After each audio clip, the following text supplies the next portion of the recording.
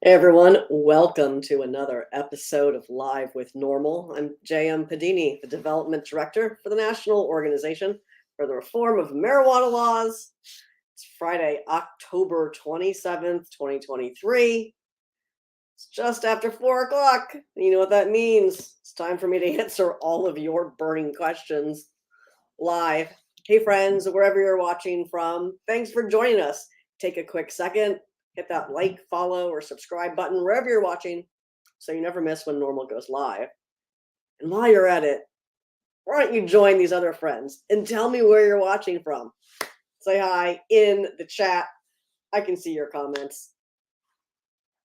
Hey, silent type, cheers to you in Colorado.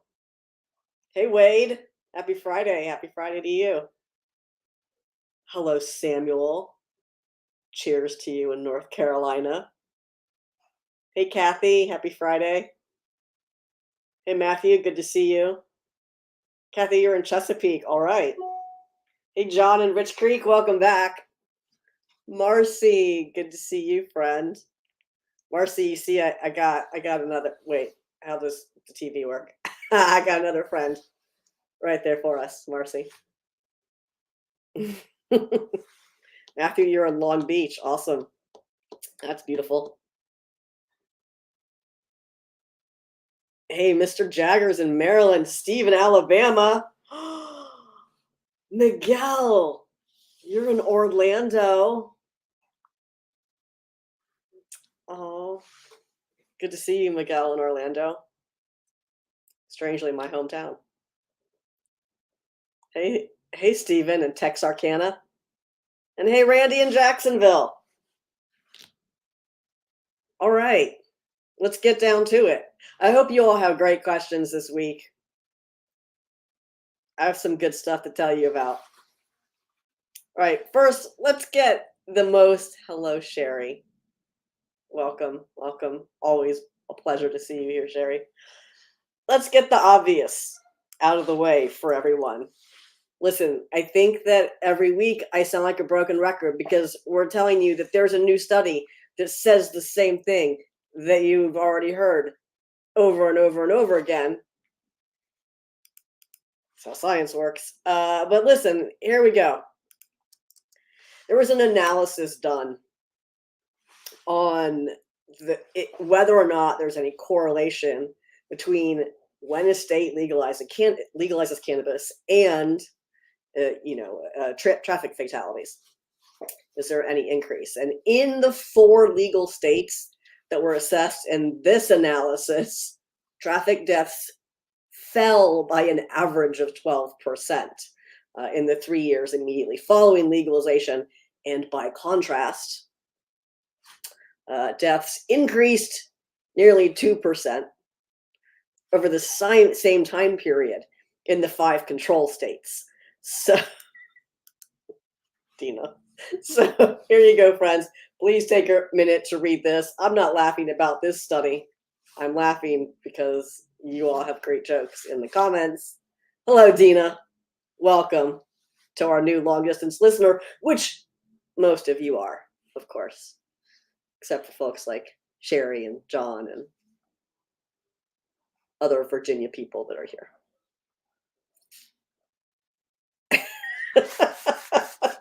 Ellie, you're hilarious. Welcome back, Ellie. Good to see you. Veronica's right here. Veronica's right here, Ellie, as promised. She's there, sharing her Halloween love. Steven. Wow, that's pretty cool. Glad to hear that worked out for you, Steven. Steven says he used cannabis oil to get rid of melanoma. Wade, listen, my dude. Wade's still waiting for North Carolina to wisen up. As you can see right behind me, elections have consequences, as of course you well know, Wade. I just had to stack them, Sherry. They're so amazing. So vote. And even after you have elected people, that you may or may not like. It doesn't matter. You still have to talk to them and tell them what you want them to do. We're going to talk about elections again in a minute. Wade, don't let me forget. Hello, Folly in Maryland. Well, we'll just talk about elections now. Hey, there's elections. There are multiple general elections, a special election, and there is a ballot initiative underway, in a ballot measure in Ohio. Ohio could be the 24th state to legalize cannabis for adults. That's up to you, Ohio voters. So vote if you're in Ohio. You want to go vote yes on 2. Early voting is underway in Ohio. And if you are in Ohio, or if you know anyone in Ohio, please help them get to the polls. I'm going to drop a little link in the chat for you all. Right now, this is NORML's Election Central. This has all the information you need on the Citizens Initiative in Ohio. It's called Regulate Marijuana Like Alcohol, otherwise known as Issue 2 on the ballot. There are some municipal depenalization measures as well, and that is also in the local elections information section of NORML Election Central. We will be updating this for you on election night, and by we, I mean yours truly. So let's hang out together on election night and hopefully see Ohio become the 24th state to end prohibition. Now, maybe you're not in Ohio and you're like, hey, JM, how can I vote to legalize it? To which I say, I'm so glad you asked. There might be an election where you are, like in Kentucky or New Jersey or Rhode Island or Virginia, because there's an election in Virginia every year, at least once, if not twice. You are going to want to head straight to the NORML Smoke the Vote voting guide to legalize marijuana in your state, and like also after it's legal. And you can see who is on your ballot and where they stand on cannabis policy. I can tell you early voting is underway, not only in Ohio, but also in Virginia. So check the voter guide and go vote. Elections have consequences. If you don't vote for people who support the policies you want to see in place, it becomes a lot harder to get those policies enacted. Thank you, Wade. Thank you, Wade.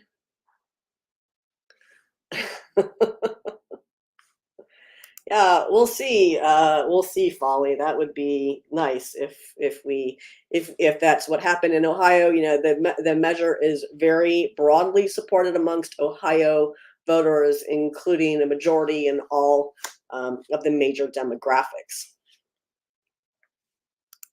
So it's there for the taking, Ohio. You just have to get to the polls. Oh, Joshua. Thank you for this question.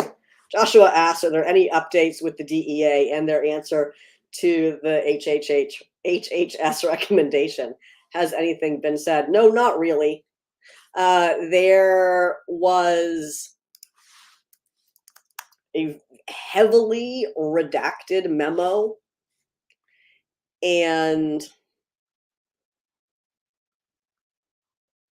I'm trying to, that's a terrifying picture. I'm trying to look at Marijuana Moment for you to snag that article.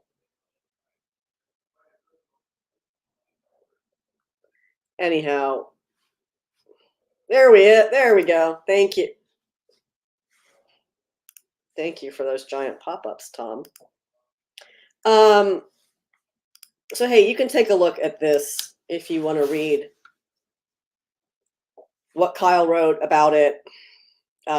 the Department of Health and Human Services did release a highly redacted version of a brief letter to the head of the DEA regarding the agency's marijuana rescheduling recommendation.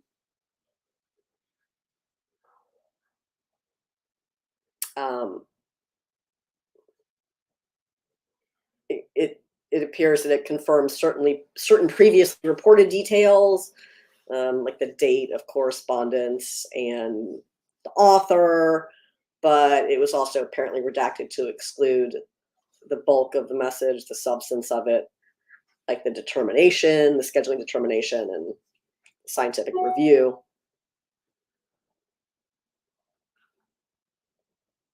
Yep. So there you go. Thanks for asking. Not much is the answer, Joshua. Not much has been said.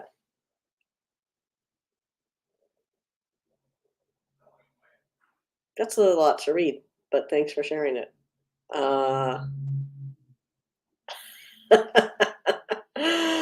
Ellie, you're not wrong. Just gonna say that, Ellie.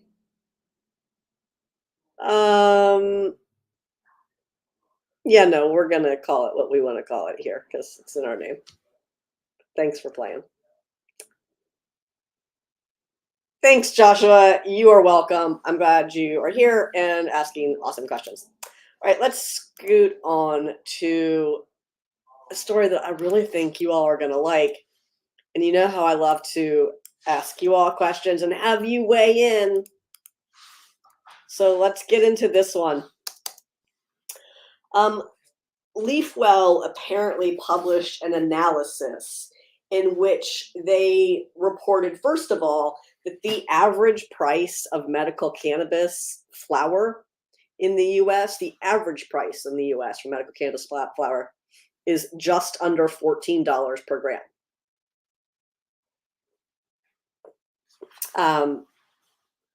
They also, in this analysis, report which state has the most affordable medical cannabis and which state has the least affordable medical cannabis. So hit me with your guesses. Which state do you think has the most expensive medical cannabis in the US? Go. Can't wait to see your guesses.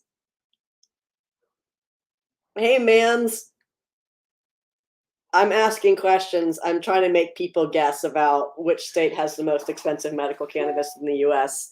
That's what you missed so far, but we'll talk about CCA proposed regulations in a minute, especially if you remind me again. I forget. Oh, Marcy, I knew someone was going to say that.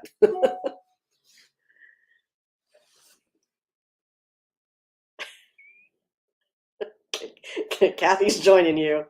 Kathy and Marcy think it's Virginia. Stephen, you're correct on that about Oklahoma. No, it wasn't. It wasn't at the top of the list. Well, obviously, Folly has read the article. Folly with the winner chicken dinner here, having clearly read this article. Thank you so much.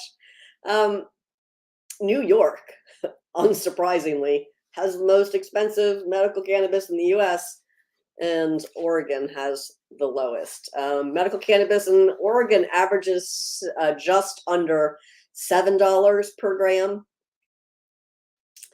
By contrast, in New York, it is just over $23 per gram. Other states with lower than average prices are Maine, Colorado, Arkansas, Michigan, Ohio, Mississippi, California, New Mexico, and Arizona.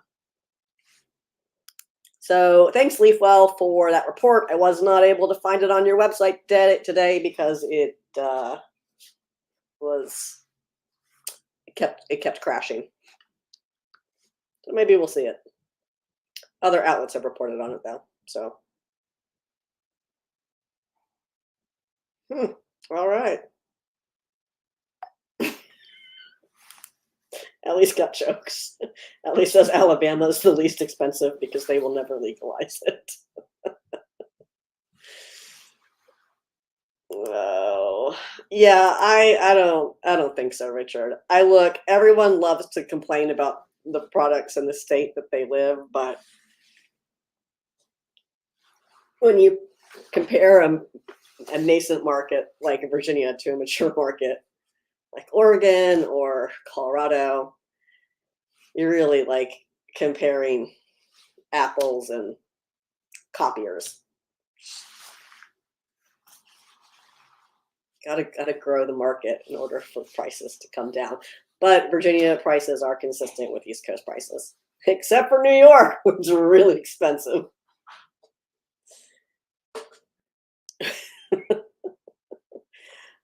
Maybe, Jerry, maybe. Hello, Christine, my friend. I'm so glad to see you here. Look who I brought. Hello, pot calls the kettle bong. Welcome back.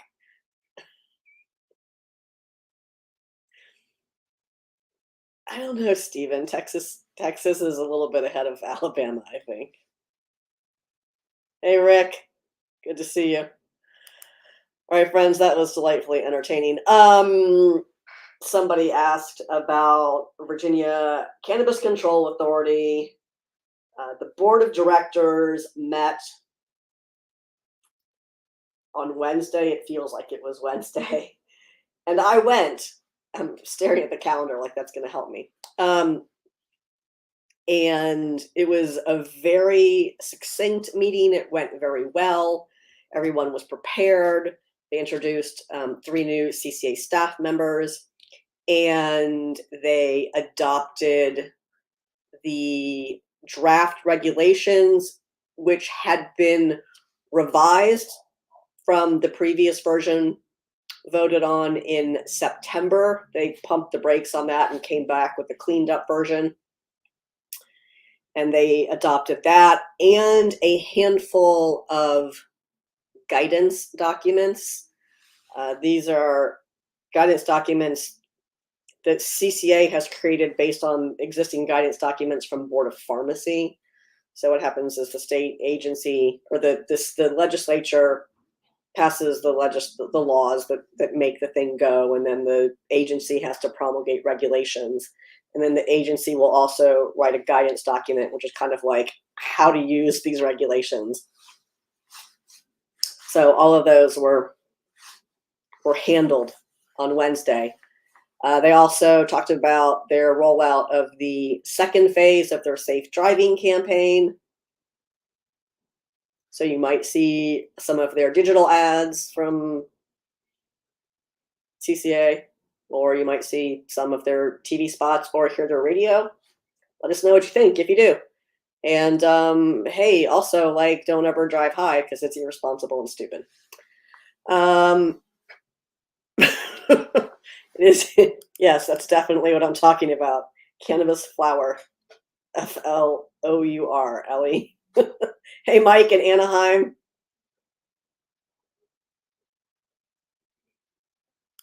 Oh man, the rambling has begun.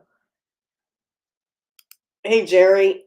Jerry asks if I have any thoughts on Ohio's effort to legalize. Yes, go vote yes on issue 2 is NORML's thoughts on that. It is better than prohibition. You can read more about issue 2 on NORML Election Central. We have a link right to the campaign itself. We also, I'm going to get this one for you, Jerry. Thank you, Marcy. I will say Yunkin right now just to see what it closed captioning does for you. So, Jerry, we talked about this a little bit ago, but a majority of voters in most every demographic in Ohio support passing issue 2. NORML supports issue 2. No legislation, no ballot measure is ever really perfect, and that's fine. It doesn't have to be. It has to be better than prohibition, and it is. Christine, yes. Christine says, I see that Georgia is allowing independent pharmacies to register with the Board of Pharmacy in Georgia to sell state licensed medical cannabis oils. And yes, I did see that. We actually reported on that a few weeks ago. And I think it's interesting. I mean, it's kind of weird. It's a little weird, but also Georgia has such a problem, has had Georgia's program, as you well know, Christine, has had such issues with access. Only about 14,000 people are enrolled in Georgia's medical cannabis program. And they have a sort of limited conditions list as well. Now, yeah, I don't like, if it weren't Georgia, I think I would turn my head a little bit more, but I think what's important to know about this is that it's still medical cannabis companies licensed in Georgia that are producing these products. And the state is essentially allowing independent pharmacies, so not CVS, not Walgreens, but independent pharmacies to apply to dispense medical cannabis products. Now, they call it low THC, but again, it's that 5% language, and 5%, everyone calm down. 5% by dry weight in the plant is pretty low. 5% in a liquid is not anywhere the same type of measurement. 5% in a liquid means 50 milligrams per milliliter. That's a lot. So good on you, Georgia, for using weird language that helps you do what you need to do. Hey, who's in Georgia? Who's in Georgia, and tell us what you think. I mean, Christine, there are a couple states that rolled out that 5% nonsense. And look, if we legislated based on science and facts and reason, we wouldn't be having this conversation now, would we? We wouldn't be having any of these conversations, but we don't. We legislate based on feelings, and if 5% makes you feel good, use it, but it doesn't mean what you think it does, and that's not my problem. That's someone else's. I mean, it was my problem in Virginia, because we do the same thing here too. But also then we got rid of it. So let's talk about, let's segue into CBD, shall we, Christine? Because, people love to be like, oh, well, there's not enough studies about insert whatever about cannabis. And, well, there's studies, but they're not clinical trials. Oh, okay. Well, guess what? Here's yet another clinical trial to throw on the stack. This one is, in fact, about CBD, specifically as it relates to sleep improvement. And in this one in particular, let me hit go so you can read it.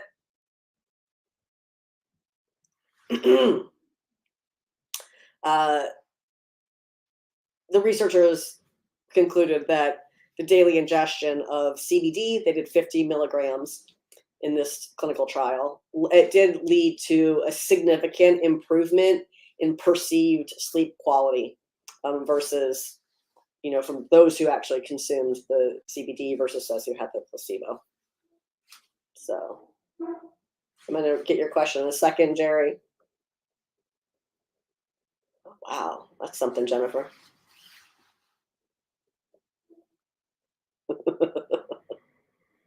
Oh, come on, computer. The fan doesn't need to turn on. I don't want to hear that. Hey, Pot calls it kettle bong. It is exactly what Texas did. So we had the 5% thing, and I don't know if you're talking about pharmacy or 5%, but since you mentioned it, Virginia, Texas, and Georgia all started with the same like kooky limited use allowance bill with the 5% reference, and all three states have gone in vastly different directions.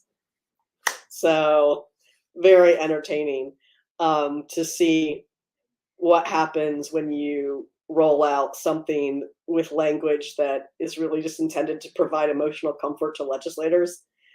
We took it and ran real far with it here in Virginia. We got rid of all that weird stuff pretty much immediately.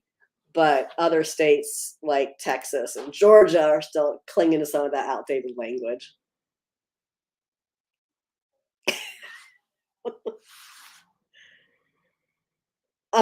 Hey Jerry, it's fine. This is what we're here for, is to answer questions. Jerry asks about the Farm Bill, the Agriculture Improvement Act, and Delta 8. I don't know what they're going to do, but thanks for asking. Stay tuned.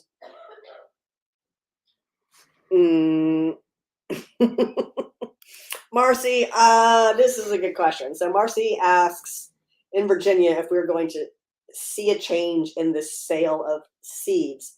So we could, Marcy, but you know what we have to do first? We have to get through the November election and see what we're dealing with. And then from a legislative standpoint, there are two things that could happen. One, the definition of marijuana could be amended. Like the cleanest way to allow seeds, whatever, to be sold is to take seeds out of the definition of marijuana. Is the Youngkin administration going to agree to a definition change like that? Who knows? VDAX hasn't even rolled out their hemp retail registration forms. And we're creeping up on the next General Assembly, and they haven't enacted something that was supposed to have taken effect on July 1. So that kind of begs the next question. Like, if there isn't a definitional change to marijuana, then who could be allowed to retail those seeds? And it's, could they be sold by like medical cannabis dispensaries in Virginia? Again, it would require legislative effort, possibly, but would the Youngkin administration tolerate it? I don't know.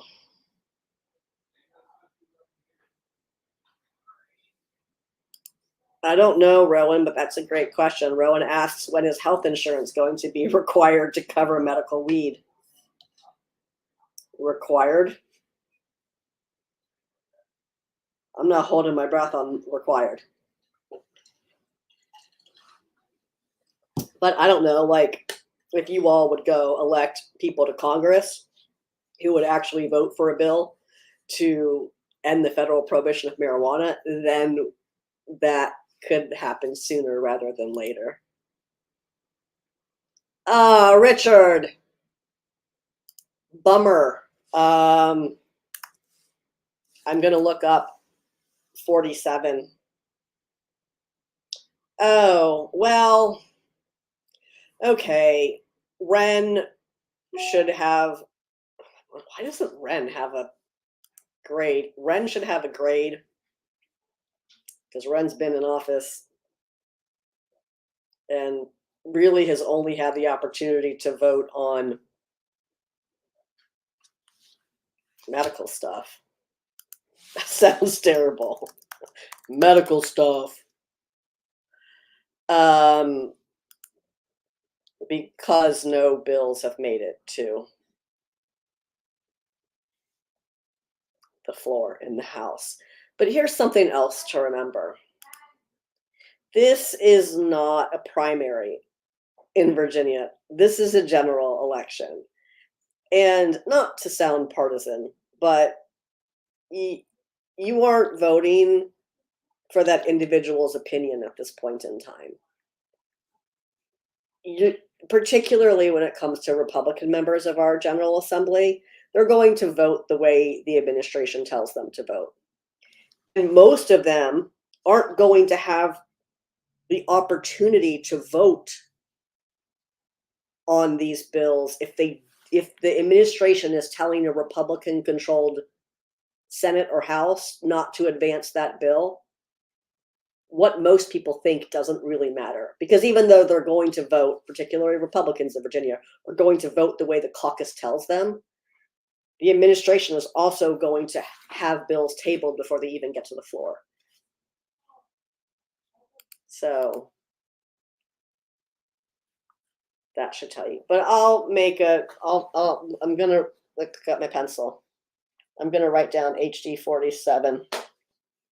So look back on Monday, Richard, and I'll see if Ben and I will scrub the interwebs to see if any of these people have bothered to say anything about cannabis in this election cycle.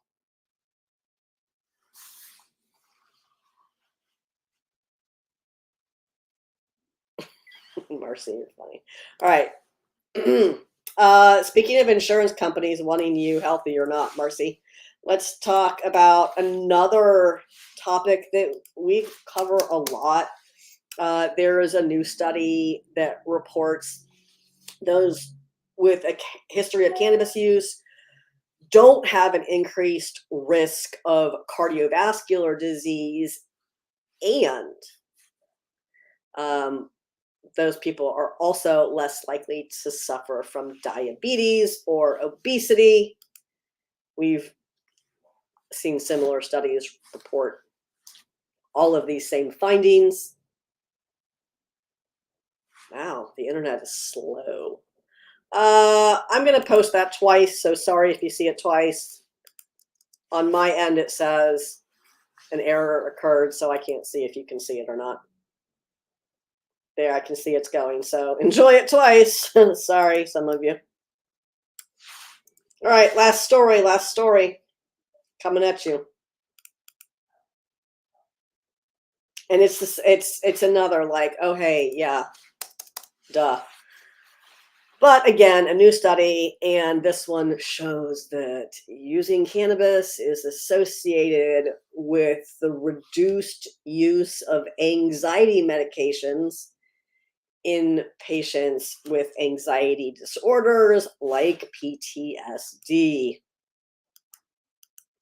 This was specifically looking at patients with anxiety disorders who used medical cannabis. This was a cohort of nearly 100 patients, and researchers affiliated with the Philadelphia College of Osteopathic Medicine assessed that cohort's outcomes, and all of these patients had recommendations to participate in the state's medical program. And they assessed the patients at the beginning and then after 3 months. And unsurprisingly, consistent with multiple other studies, these patients displayed significant reductions in generalized anxiety over the course of the trial. And then those who were prescribed anxiety medications, about 30, a little over 30% reported decreasing their use of these anxiolytic drugs. Yeah, and the most frequently reported prescription drug that they were using was benzodiazepines. So great, and that's there. You go. Read it. It's all about the terpenes. Thank you, Marcy. All right, that's all the news. Goodbye. Just kidding. I have a few more things to tell you about, but that is all the news. But they have a ton of events to tell you about.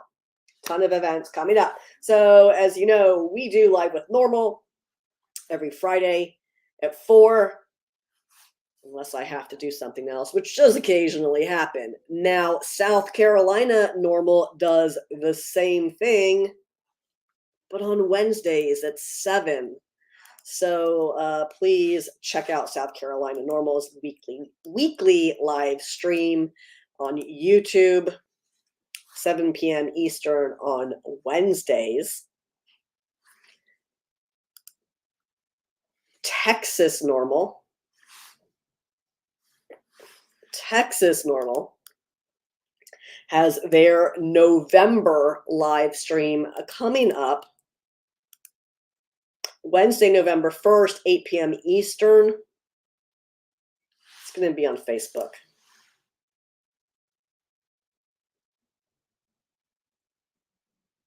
Richard, yes, please do ask that question. Yes, please do. And you could ask Patty to respond to the survey that we sent. You could record yourself asking the question and presumably Patty answering. And then we can put that in our voter guide. But thank you. Please do ask, Richard. Thank you, Samuel, for emailing in support of safer banking. Appreciate that. All right, NORML Kansas City. Thank you, NORML Kansas City, for putting your events on Facebook. NORML Kansas City is celebrating, wait for it, Thanksgiving. That's right, you just heard me say that with my out loud voice. Thursday, November 16th, from 7 to 10 p.m. Central Time, they have that event. Information for you on the Facebook. And speaking of Kansas City, Missouri, that's right. Missouri NORML, of which NORML Kansas City is a part of. Missouri NORML is having their fall 2023 conference on Saturday, November 4th. I didn't do a good job at going in like date order. I tried. Saturday, November 4th from 1 to 4 p.m. Central. The NORML board of directors members, Dan Vietz, he's also the coordinator from Missouri NORML, will be there. And Rick Steves, who's the chair of the board of NORML, will also apparently be speaking at Missouri NORML's fall 2023 conference. All the info is for you there. Of course, also at the end of November, NORML is headed to Florida for the NORML Key West Legal Seminar. Would love to see you there and hang out at the beautiful Pier House Resort and Spa, November 30th through December 2nd. Tickets are available. Listen, if you're an attorney and you need continuing legal education credits, we got you. So come, get them from us in Key West. Really doesn't get any better than that, does it? Even if you're not an attorney, it's a great opportunity to meet with leading legal experts from across the country as we work our way from marijuana prohibition to cannabis freedom. Now I'm going to tell you about some 2024 events. This is the first 2024 events that I'm going to tell you about. Two things coming up in 2024. Mark your calendars. Save the date, friends. The 2024 Virginia Cannabis Conference is January 19 through 21 in Richmond. The website is up and you can check that out. There will be more information coming soon. And guess what? The Kentucky Cannabis Conference, the 2024 Kentucky Cannabis Conference is March 7 through 9. Are you a NORML chapter and you have events? Let me know so I can talk about them here with all of our friends. All right, friends, that was great. Hey, you know what comes out tomorrow? NORML's Weekend Weed Read. I got one other exciting thing to tell you about. NORML's Weekend Weed Read comes out tomorrow. It comes out every Saturday. Delivers between 9 and 9:15. And you can subscribe because I'm asking you to. It's fun. It's short, it's pithy, it's great with your coffee on a Saturday morning. Check it out at normal.org/subscribe. Just be sure you check the weekend weed read box so that you get it every week.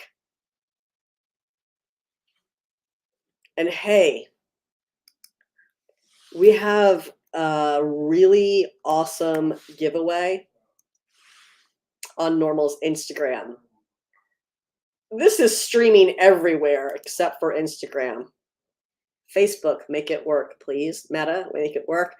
This is streaming everywhere except for Instagram. So I know you'll have to take a minute to head over there when we're done. But our friends, I'm dropping the link in here for you so you can just scoot over there afterward. Our friends at Levo are giving away through us a Levo C Essentials bundle, and Levo makes countertop appliances for infusing oil, and this is the big one. This is like the big, like coffee pot size one, like big. So check it out. It also comes with other things like gummy mix and trays and all sorts of stuff. But there it is. Thank you, Folly. Thank you, Folly. The weekend weed read is delightful. Obviously. Yeah, but check that out. Make sure you enter to win on our Instagram. I am going to draw the winner from all qualified entrants on Monday. Look at the calendar. Monday, October 30th at 12 p.m. Eastern time is when I will close the entry form and use the random number generator to select a winner. So make sure you enter to win. You still got plenty of time.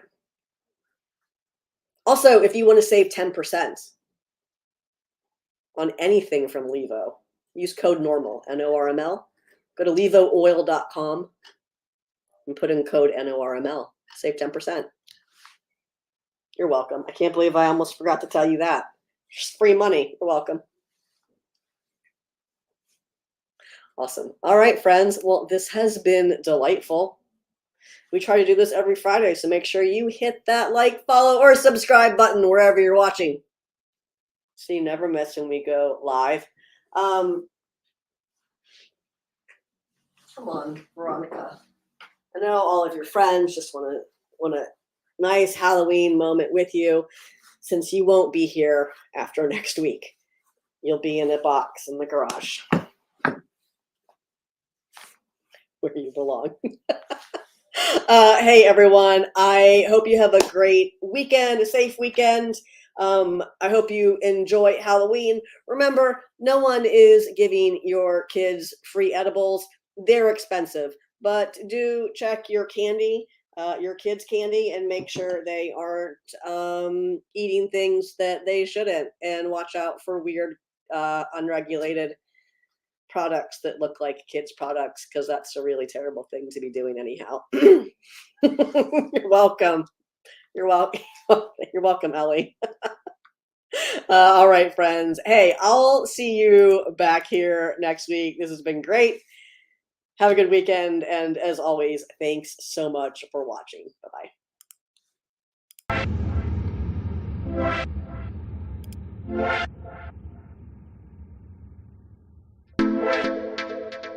Bye-bye.